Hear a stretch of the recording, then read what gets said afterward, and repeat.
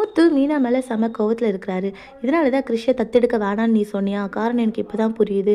நீ பேசுகிற வேலை வச்சுக்காத. குடும்பத்துக்கு எவ்வளோ பெரிய துரோகம் பண்ணியிருக்க தெரியுதா? எங்கள் அப்பா உன்னை எவ்வளோ நம்பினாரு, இந்த குடும்பம் உன்னை எவ்வளோ நம்பிச்சு.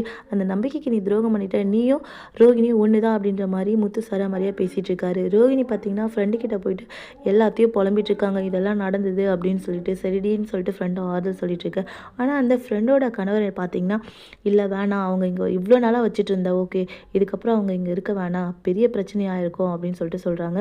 இங்கே பார்த்தீங்கன்னா மனோஜ் வந்து வீட்டில் கல்யாண ஃபோட்டோ எல்லாத்தையும் ரோகிணியோட ஃபோட்டோஸ் எடுத்து எரிஞ்சிட்ருக்காரு. பழைய விஷயங்கள் எல்லாத்தையும் நினச்சி பார்த்துட்ருக்காங்க. பேய் மாதிரி வந்து நான் தான் கல்யாணின்னு சொன்னது, 2 பேரும் ரொமான்ஸ் பண்ணது, அப்புறம் சிறந்த தம்பதிகள் அப்படின்னு சொல்லிட்டு பேர் வாங்கினது எல்லாத்தையும் பற்றி நினச்சி பார்த்து ஃபீல் பண்ணிவிட்டு வீட்டில் கத்திட்டு அழுதுட்டு சோர்ந்து போய் படுத்துட்டாரு. இதெல்லாம் அவங்க அம்மா பார்த்துட்டு தான் இருக்காங்க.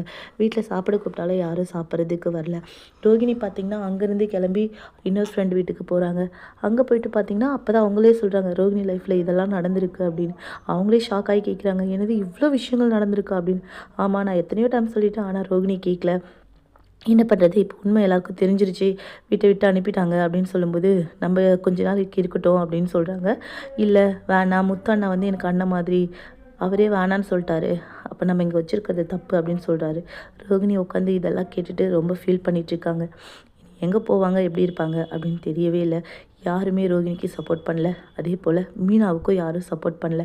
மீனாவையும் வீட்டை விட்டு அனுப்பணும்னு சொல்லிட்டு இருக்காங்க.